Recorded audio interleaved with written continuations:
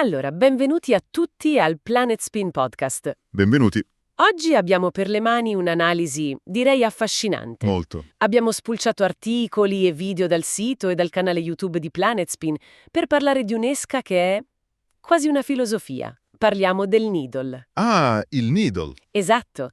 Cercheremo di capire perché questo pezzettino di plastica, questo ago, sia l'arma segreta contro i pesci più furbi. Guarda, è un tema perfetto perché il Needle non è solo un'esca, rappresenta proprio un cambio di mentalità. In che senso? Per anni l'idea era fare rumore, vibrazioni, rattle, casino. Farsi mutare? Sì.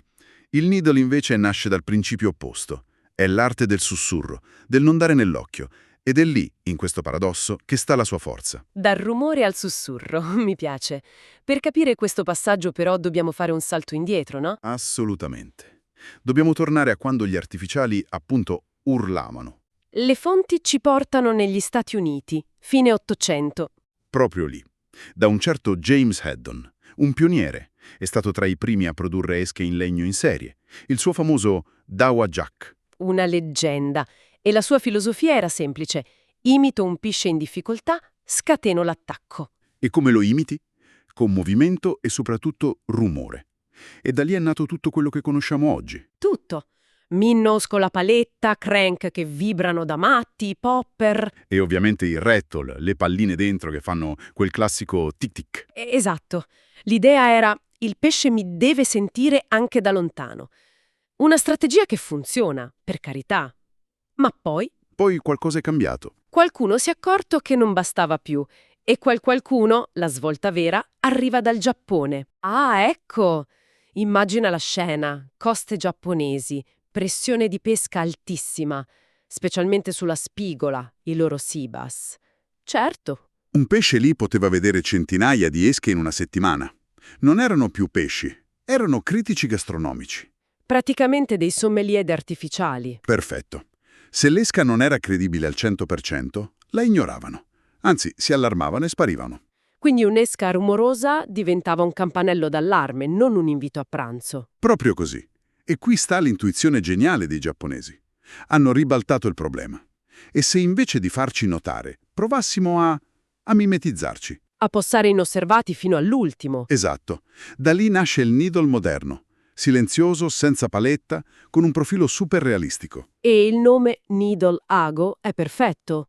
Le fonti lo legano al needlefish, cioè l'aguglia. Certo, la somiglianza è palese.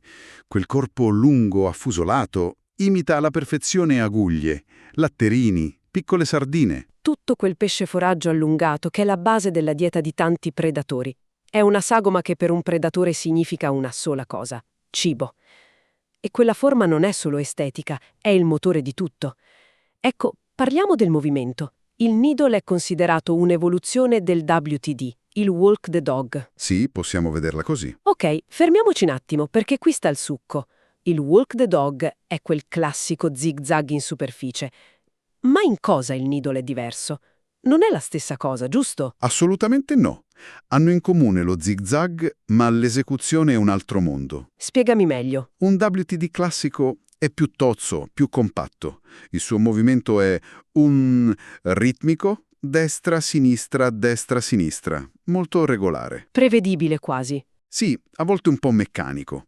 Il Needle, invece, con quel suo corpo lungo che fende l'acqua, trasforma quella danza in una fuga disperata. Ah, Le sbandate laterali sono molto più ampie, più rapide, nervose, quasi isteriche. quindi non è una passeggiata, è un pesce che scappa per salvarsi la vita. Esattamente. C'è un che di caotico, di imprevedibile.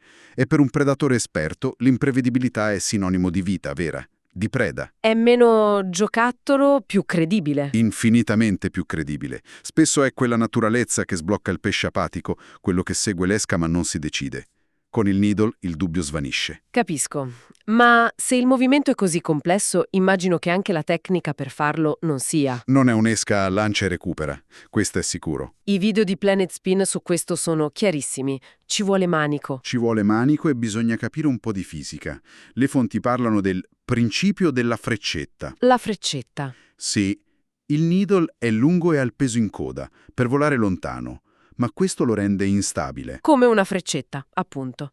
Se la lanci male, si gira. Perfetto. Quando dai il colpo di canna, la cercata, la sua tendenza naturale non è sbandare di lato, è ribaltarsi. E aggrovigliare tutto. Esatto. L'abilità sta nel sincronizzare cercata e recupero. Dai il colpo e, un istante dopo, recuperi quel poco di filo che trasforma la rotazione in una sbandata pulita. Quindi è una lotta continua contro l'esca stessa. Se cerchi troppo, si aggroviglia. Se recuperi troppo... Te la trascini dritta come un bastone.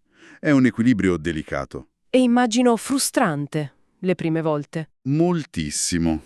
Magari per un'ora non fa altro che girare su se stessa. Poi a un certo punto scatta qualcosa.